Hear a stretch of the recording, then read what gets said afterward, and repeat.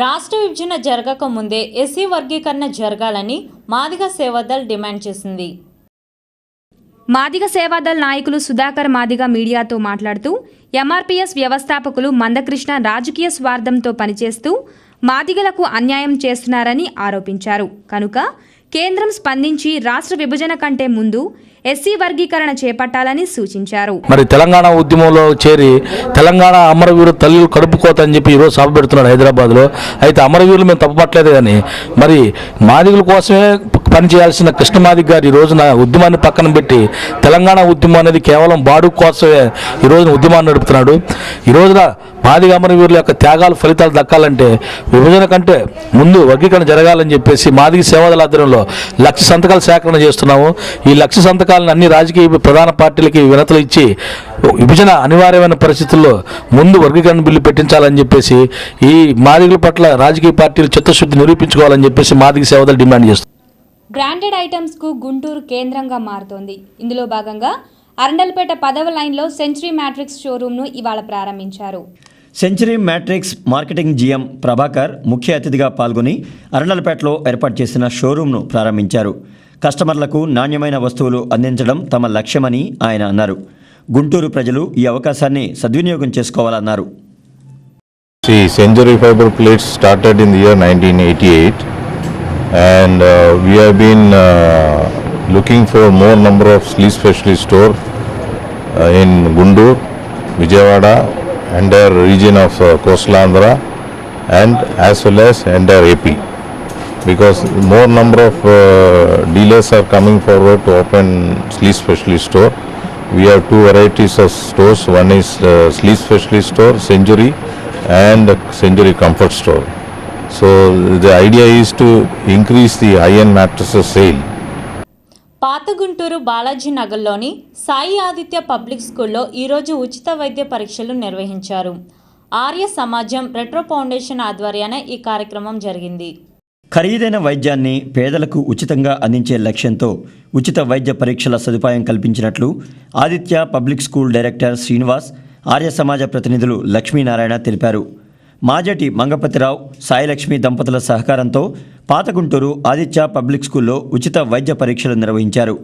శిబిరాన్ని రాఘవరావు, శ్రీనివాస్ రెడ్డి పర్యవేక్షించారు. ఈ సందర్భంగా శ్రీనివాస్, లక్ష్మీనారాయణ మాట్లాడుతూ కిడ్నీలు, ఊపిరితిత్తులు, కాలేయం, మెదడు, పేగులకు సంబంధించిన రోగ నిర్ధారణ పరీక్షలను పేదలకు ఉచితంగా చేపట్టినట్లు వెల్లడించారు. పాత గుంటూరు ఆర్య సమాజం నిర్వహిస్తున్న ఉచిత వైద్య పరీక్ష హైదరాబాద్ రెట్రో ఫౌండేషన్ ద్వారా ఉచిత పరీక్ష చేస్తారు. మన శరీరంలో 30 అవయవాల నుంచి రిపోర్ట్ వస్తుంది, వివరంగా రిపోర్ట్ వస్తుంది, 8 పేజీల రిపోర్ట్ వస్తుంది. ఇది మా స్కూల్లో జరగడం నాకు చాలా సంతోషంగా ఉంది. వీటన్నిటినీ మించి ఈ విశేష స్పందన జరిగింది. వీరి యొక్క సహకారం మాజటి మంగపతిరావు గారు దంపతులు మరియు చంద్రగుప్త మా స్కూల్ ఆదిత్య స్కూల్ శ్రీనివాస్ గారి సహకారంతో అందరికీ కూడా ఇంతకుముందు చేసిన కార్యక్రమాలన్నింటి కంటే కూడా ఇది మమ్మల్ని ఎంతో ఉత్సాహం ఆనందపరిచింది. యూటీఎఫ్ కార్యాలయంలో నిర్వహించిన రజక వృత్తిదారుల సంఘం వర్క్షాప్ ముగిసింది. సొసైటీలను బలోపేతం చేసి రజక వృత్తిదారులకు బ్యాంకుల నుంచి రుణాలు అందించాలని రజక వృత్తిదారుల సంఘం రాష్ట్ర కార్యదర్శి ఆసయ్య డిమాండ్ చేశారు. యూటీఎఫ్ కార్యాలయంలో నిర్వహించిన రజక వృత్తిదారుల వర్క్షాప్ ముగిసింది. రజకుల సమస్యల పరిష్కారానికి ప్రభుత్వం ప్రత్యేక చర్యలు తీసుకోవాలని ఆయన సూచించారు. లేని పక్షంలో త్వరలో ఆందోళన నిర్వహిస్తామన్నారు. వెంటనే రాష్ట్ర ప్రభుత్వం వాటి పరిష్కారం చేయాల్సినటువంటి అవసరం ఉన్నదని చెప్పి మేము తీర్మానం చేసుకోవడం జరిగింది. అందుకోసమే ఈరోజు రజక సహకార సంఘాలకు బ్యాంకర్స్ ఎక్కడ కూడా అప్పులు ఇవ్వడంలో తీవ్రమైనటువంటి నిర్లక్ష్యం చూపిస్తా ఉన్నారు. అందుకోసం బ్యాంకు లింకుతో ప్రభుత్వం జియో ఇచ్చింది, సొసైటీలు ఏర్పాటు చేశాము. కానీ ఏ సొసైటీ కూడా ఏ బ్యాంకర్స్ కూడా అప్పులు ఇచ్చే దగ్గర తీవ్రమైనటువంటి నిర్లక్ష్యం చూపిస్తా ఉన్నారు. బీసీ కార్పొరేషన్ కూడా సబ్సిడీలు ఇచ్చే విషయంలో కూడా తీవ్రమైన జప్యం చేస్తూ ఉంది. అందుకోసం బీసీ కార్పొరేషన్, బ్యాంకులు వెంటనే సహకార సంఘాలకు రుణాలు ఇవ్వాలని చెప్పి కోరుతూ ఈ నెల 29వ తారీఖు నాడు అన్ని లీడ్ బ్యాంకుల ముందు పెద్ద ఎత్తున ఆందోళన కార్యక్రమం చేయాలని చెప్పి ఆంధ్రప్రదేశ్ రజక సంఘం తీర్మానం చేసింది. ఈ సమావేశంలో రజక వృత్తిదారుల సంఘం నేతలు నాగేశ్వరరావు, భాస్కర్రావు తదితరులు పాల్గొన్నారు. రోడ్డు ప్రమాదాలు రవాణా వ్యవస్థపై అరండల్పేట ఎల్ఐసి కార్యాలయంలో ఈరోజు చర్చా కార్యక్రమం జరిగింది. రహదారుల నిర్మాణంలో ఉన్న లోపాలే ప్రమాదాలకు కారణమని సిఐటియు రాష్ట్ర నాయకులు లక్ష్మయ్య చెప్పారు. రోడ్డు ప్రమాదాలు, ప్రయాణికుల భద్రతపై పీపుల్ ఫర్ ఇండియా ఫోరం ఆధ్వర్యంలో ఎల్ఐసి కార్యాలయంలో చర్చా కార్యక్రమం జరిగింది. సాంకేతిక పరిజ్ఞానంతో రహదారులని ఆధునీకరించి మరోసారి ప్రమాదాలు జరిగి ప్రయాణికులు ప్రాణాలు కోల్పోకుండా చూడాలని లక్ష్మయ్య సూచించారు.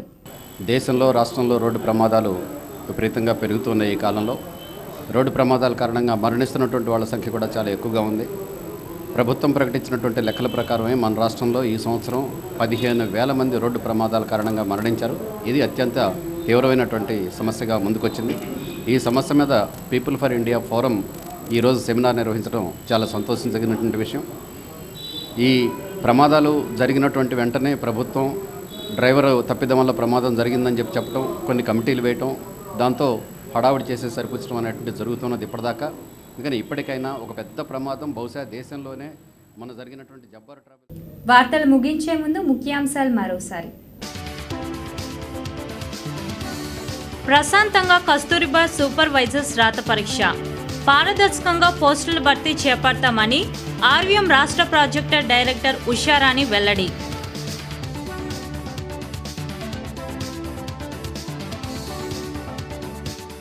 సిఐ దుర్గాప్రసాద్ సస్పెన్షన్పై స్టే విధించిన ట్రిబ్యునల్, తక్షణమే విధుల్లోకి తీసుకోవాలని పోలీస్ ఉన్నతాధికారులకు ఆదేశం.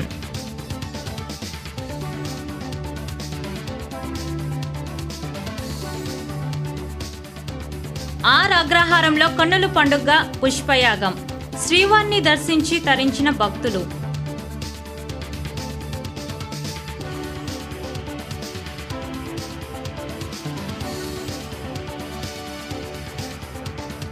చట్టాలు ఉన్న మహిళలపై ఆగని దాడులు, నిర్భయ చట్టాన్ని పటిష్టంగా అమలు చేయాలని ఎమ్మెల్సీ లక్ష్మణ్ రావు డిమాండ్. ఇవి ఇప్పటి వరకున్న వార్తా విశేషాలు. మరో బులెటిన్లో మళ్ళీ కలుద్దాం. అంతవరకు సెలవు. నమస్కారం.